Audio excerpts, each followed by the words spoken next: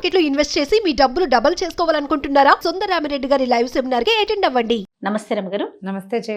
రమగారు, ఏదైనా మంచి చందమామ కథ ఒకటి చెప్తారా? గూని పెళ్లి కొడుకు కథ బాగుంటుంది సరదాగా.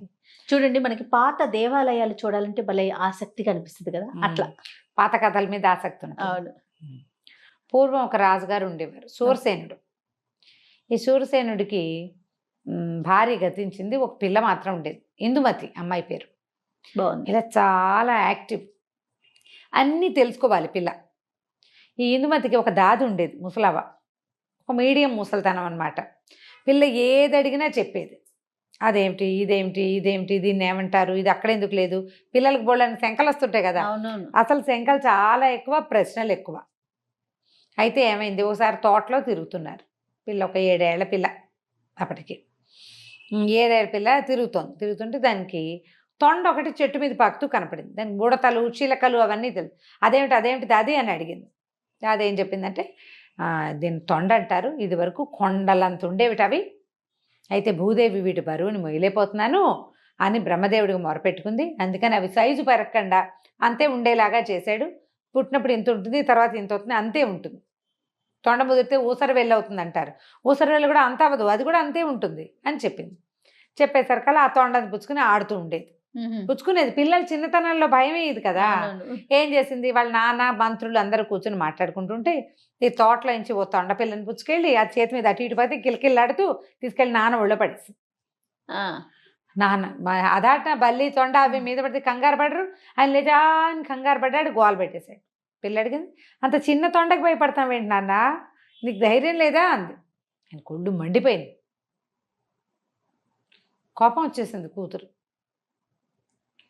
వచ్చేసరికి అలా కసిరేసాడు పిల్లని. కసిరేసి అది నిలదీసింది. ఊరుకోలే పిల్ల, చిన్నది కదా, ఇంతే ఉంది, దాన్ని చూసి భయం ఏమిటి అనేసరికల్లా ఆయన చిరాకొచ్చి, తొండ నీ అంత అయ్యాక చేస్తాను నీకు పెళ్ళి అన్నాడు. ఊరికే ఒక ఇరిటేటింగ్గా ఏదో ఒకటి మాటలు, నీ పెళ్ళి అవుతుంది, నీ పెళ్ళి అయితే బుద్ధి వస్తుంది, ఇలా మాట్లాడతారు కదా, అట్లా. ఈ వాదనలో తొండ నీ అంత దయ్యాక పిల్లకి నీకు పెళ్లి చేస్తాను అన్నాడు. అనగానే మంత్రులు హాహాకారాలు చేశారు. ఏమిటి మహాప్రభు, ఇలా పిల్లని ఇంత మాట అంటారా, తొండ ఇంతే ఉంటుందండి, అది పెరగదు, తొండలు పెరగవు కదా, పిల్ల పిల్లలా ఆపుతాము, పైగా ఏదో చిన్నపిల్ల సరదాగా చేసింది అనేసరికల్లా ఆయన బిగిసిపోయాడు రాజు. నేను అన్న మాట అంటే మాటే, ఫిక్స్ అయిపోయాడు. నేను అన్నాను కాబట్టి అంతే చేస్తాను అన్నాడు. ఈ తొండని కాపలాగా ఏంటి, దాన్ని పెంచండి, అది పెరిగితేనే పిల్లకి పెళ్ళి. అయ్యో రామ, ఇప్పుడు ఈ పిల్ల ఎంత ఉందో తొండ దీనంత అవ్వాలి, అప్పుడే పెళ్లి చేస్తా. అయితే ఏమైంది, అయ్యో దాది ఏడ్చింది. అయ్యో పిల్ల ఇందుకు నీకు పెళ్ళి అవదే అమ్మా అని ఏడిచింది. ఏడిచి ఎందుకు అవదు, తొండ పెరగదు అంది.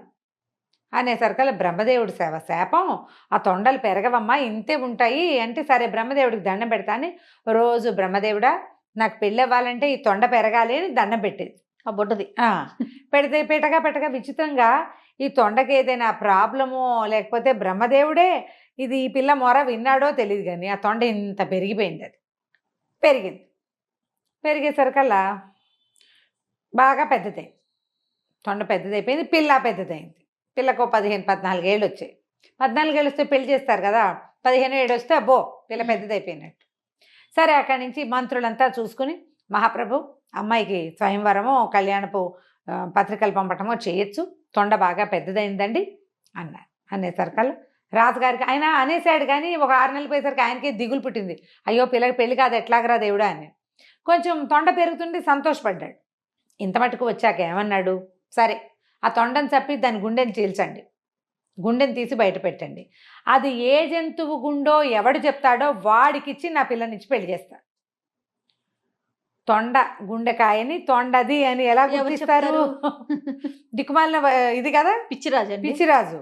అక్కడి నుంచి ఏం చేశారు, ఈవిడ మళ్ళీ బెంగపెట్టుకుంది దాది. అయ్యో ఇలా కుదురుతుంది, తప్పు, ఇది చేయలేరు. సరే ఏమనుకుంది, చూద్దాం, ఆలోచిద్దాం అనుకుంది. తొండని చంపేశారు. చంపేసి దాని గుండె చీల్చి దాని గుండెకాయను ఒక గాజు పెట్టెలో భద్రం చేశారు, చెడిపోకుండా. అక్కడి నుంచి దేశాల రాజకుమారులకి కబుర్లు వెళ్ళినాయి.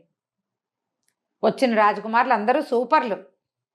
ఈ మన దాది ఒక్కోడిని రాజకుమారిని అట్లా చూసొచ్చి, చిలకలగుట్ట రాజకుమారుడు ఎంతో బాగున్నాడు, మన ఇందుకి సరైన జోడి, అని అనుకుని తనకి అంతఃపురంలో పనిచేసేందుకు 4 గూనివాళ్ళు ఉన్నారు. అంతఃపురంలో ఆడపిల్లలు ఉండే చోట తృతీయ ప్రకృతుల్ని కానీ అవును. గూని అవిటి అలాంటి వాళ్ళని కానీ అవయవ లోపాలు ఉన్న వాళ్ళని కళ్ళు సరిగ్గా కనపడని వాళ్ళని తేలిగ్గా పనిచేయగల అలా పెట్టుకునేవాళ్ళు. ఈ గూని వాళ్ళల్లో ఒకరిని పిలిచి, ఒరే గూనివాడ నువ్వు ఒక పని చెయ్యి, మరి చిలకలగుట్ట రాజకుమారుడు ఉన్నాడు, అతని దగ్గరికి వెళ్ళి ఈ గుండె తొండది అని చెప్పు. అతను చెప్పేస్తాడు.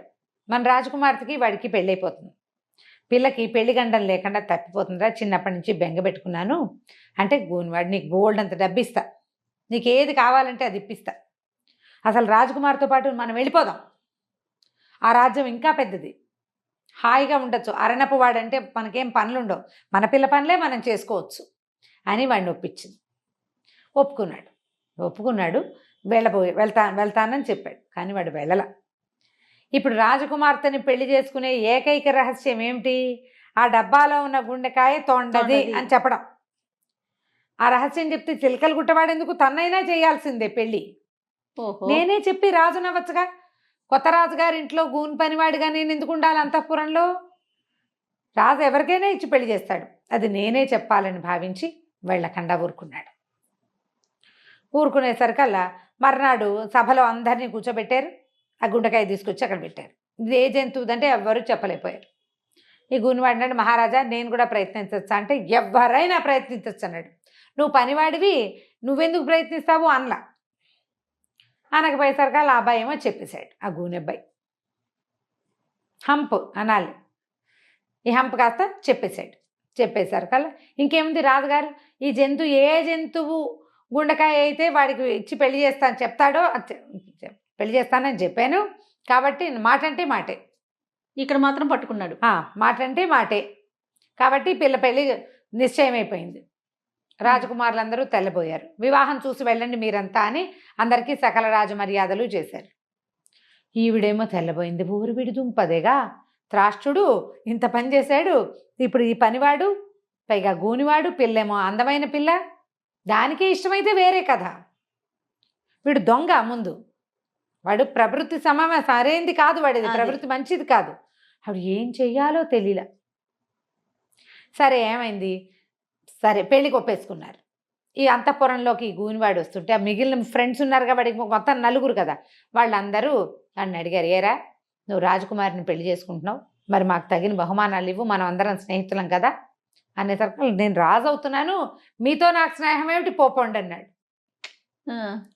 పొమ్మనేసరికల్ని వీళ్ళు 3 బిక్కమొహాలు వేసుకుని యువరాణి దగ్గరికి వెళ్ళారు. మరి మా స్నేహితుడు మిమ్మల్ని పెళ్లి చేసుకోబోతున్నాడు యువరాణి, మరేమో మాకు ఏమీ ఇవ్వనన్నాడు, ఏమి ఇవ్వను, అసలు మిమ్మల్ని ఉండనివ్వని భూమి మీద అన్నట్టుగా మాట్లాడేశాడు, మరి మీరు ఏదైనా మాకు ఇస్తారా అని అడిగేసరికల్లా ఈవిడేమంది, వాటితో పెట్టుకోవద్దు, నా పెళ్ళి అవనివ్వండి, నేను మీకు కావాల్సినవి ఇస్తాను, మిమ్మల్ని మా దగ్గరే ఉంచుకుంటామని చెప్పింది. ఇంతలో ఏమైంది, మాటల సందడి వినపడుతోంది.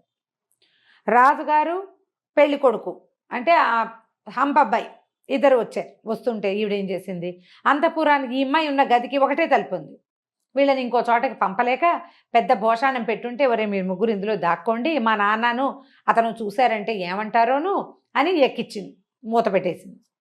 వాళ్ళిద్దరూ లోపలికి వచ్చారు. రాజు ఆడిన మాట తప్పకపోవటం, ప్రజల్లో అందరిలోకి మనకి ఎలాంటి ఇవి ఉంటాయి, గూనెబ్బాయిని పెళ్లి చేసుకొని అది నేను అనకూడదు, పతివ్రత ధర్మాన్ని పాటించాలని కూతురికి 1 గంట బోధించాడు. మనం చెప్పాం ప్రజల్లో ఒకటేసారి, మనం అందరికీ ఏమిటి వాళ్ళందరి ముందు ప్రమాణం చేశాను, ఆ ఏ జంతువు గుండెకాయ అని ఎవడు చెప్తాడో వాడికి ఇచ్చి పిల్లని పెళ్లి చేస్తానని, కుంటి గుడ్డి గూని ఎవరన్నా సరే వాళ్ళకి ఇచ్చేయాల్సిందే, కాబట్టి నువ్వు నా మర్యాద కాపాడాలి అమ్మాయి అని కూతురికి నచ్చ చెప్పాడు. సరేనంది. ఇద్దరు వెళ్ళారు. వాళ్ళు వెళ్ళడానికి 1 గంట 2 గంటలు పట్టేసరికల్లా సరే భోషాణం పెట్టి తీసింది. వాళ్ళు వెళ్ళాక ఆ లోపల కూర్చునున్న 3 ఊపిరాడక చచ్చిపోయారు. నిర్ఘాతపోయింది రాకుమారి. ఏమిటో వీళ్ళకి హెల్ప్ చేద్దామనుకుంటే వీళ్ళు కాస్త పోయారు, బహుమతులు ఇద్దాం అనుకుంది. ఇప్పుడు ఏం చేయను, గబగబా దాదిని పిలిచింది. దాది కొంప మునిగిపోయింది, ఇదిగో చూడు ఇలా అయ్యింది అని చెప్పేసరికల్లా సరే దాది ఏం చేసింది, నువ్వు మాట్లాడబాక, తెల్లవారే లోపల వీటి సంగతి చూస్తాను నేను అని చెప్పేసి ఒక శరీరాన్ని బయటికి తీసింది, ఒకటి బాడీని. తీసి ఒక గోను సంచిలో మూట కట్టి అక్కడి నుంచి సముద్ర తీరంలో ఉండే ఒక జాలర్ అబ్బాయిని కేకేసుకొచ్చింది.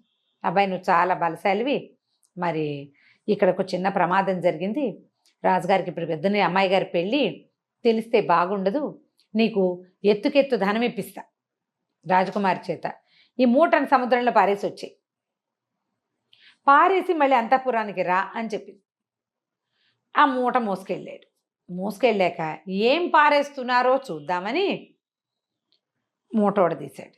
లోపల ఒక గూని అబ్బాయి కనపడ్డాడు. రాత్రిపూట కదా, ఒక వ్యక్తి వాడు గూనిగా తెలుస్తోంది. సరే మూట కట్టి పారేసేసాడు. అంతఃపురానికి వచ్చాడు.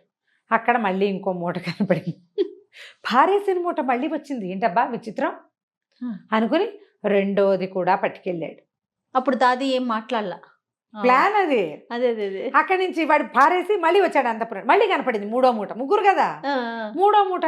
ఓరి గూని బెదవా, నేను నిన్ను పారేస్తే మళ్ళీ వస్తున్నావు, ఎట్లాగురా నీ సంగతి అని చెప్పేసి మళ్ళీ తీసుకెళ్లి మూటను పారేశాడు. నాలుగోసారి వెనక్కి వచ్చాడు. వచ్చేసరికి పెళ్లి కుమారుడు ఉన్నాడు కదా, ఈయన ఏం చేస్తున్నాడు, అప్పుడే మెట్లెక్కుతున్నాడు. మెట్లెక్కుతుంటే ఈ బలాఢ్యుడైన జాలర్ అబ్బాయి ఏమనుకున్నాడు, హౌరవురా 3 సార్లు మూట కట్టి పారేసిన మంచి బట్టలు వేసుకుని వెళ్తున్నాడు గూని వెదవా, వీడి సంగతి చెప్పాలని ఏం చేశాడు, వెనక నుంచి అధాటన కొట్టాడు ఒక్క దెబ్బ. వాళ్ళు చంపితే చావట్లా, నువ్వు నా చేతి దెబ్బకి చావకేం చేస్తావు, నేను ఆంజనేయ స్వామి భక్తుణ్ణి అని చెప్పి నా ఫటాఫటా కొట్టేశాడు. కొట్టేసరికల్లా అయిపోయింది. పక్క నుంచి చూస్తోంది కొట్టడం. ఏమిట్రా నాయన ఇంత పని చేసావు అనేసరికల్లా, కాదు బామ్మ అది నేను 3 సార్లు పడేశాను, మళ్ళీ వచ్చాడు, వీడి సంగతి చెప్దామని నేనే కొట్టాను, నీ వల్ల కావట్లేదు, వాడు వచ్చేస్తున్నాడు, పట్టు సంచి పట్టరా వీడిని కట్టేద్దాను. కట్టేసి తీసిపోయాడు. పడేసి ఈసారి వచ్చాక ఏమీ లేదు. ఇప్పుడు 4 బాడీలు వాడు పారేశాడు. కానీ వాడు పారేసింది ఏమిటి, ఒకటే అని వాడి భావన. ఓహో, ఇప్పటికీ కూడా మరి అంతేగా, వాళ్ళు నలుగురని వాడికి ఏం తెలుసు. అక్కడి నుంచి వాడికి డబ్బులు ఇచ్చి పంపేశారు. తెల్లవారింది, పెళ్లి కొడుకు రాల, లేడు పెళ్లి కొడుకు. మొత్తం అంతా వెతికిచ్చారు ఏమైపోయాడు అని. ఏమైపోయాడు అని వెతుక్కున్నారు. వెతుక్కుంటే దాది ఏం చెప్పిందంటే, మీరు ఆ అబ్బాయికి ఇద్దామనుకున్నారు, వాడు ఆనందంతో ఎగిరి రాత్రి మద్యం తాగాడు, మెట్లు జారి పడిపోయాడండి, పుసుక్కుని పోయాడు, వాడి ప్రాణం ఎంత, పెళ్ళైతే చేద్దామనుకున్నాం కానీ అప్రదిష్ట మనమే ఏదో చేశామనుకుంటారని నేను సముద్రంలో పారేయించాను, కాబట్టి వేరే పెళ్లి కొడుకు ఇచ్చి పెళ్లి చేస్తున్నామని చెప్పేద్దాము, అతనే వద్దన్నాడని ఒక ఉత్తరం రాసుకుందాం మనమే. నాకు తెలిసిన విషయం చెప్పాను కానీ రాజకుమారిని పెళ్లి చేసుకునే ఉద్దేశం లేదు, అమ్మాయిని అనురూపమైన వరుడికి ఇచ్చి పెళ్లి చేయండి, ఇది నా అనుమతి, పోటీలో గెలిచిన వాడిగా ఇది నా అనుమతి అని ఉత్తరం రాయించి ఇగో పెళ్లి కొడుకే రాశాడు అని చెప్పి చూపించేశారు. అదే కదా. అక్కడి నుంచి చిలకలగుట్ట రాజకుమారుడు మన ఇందుకు సరిపోతాడండి, ఆ పిల్లాడికి ఇచ్చి పెళ్లి చేసేయండి అని వాళ్ళు ఒప్పుకున్నారు. అమ్మాయికి నచ్చిన వాడికి ఇచ్చి పెళ్లి చేయాలని. అమ్మాయికి చిలకలగుట్ట వాడు బాగున్నాడమ్మా అని దాది నాన్న ఇద్దరూ చెప్పారు. చక్కగా ఇందుమతి స్వయంవరం అయిపోయింది.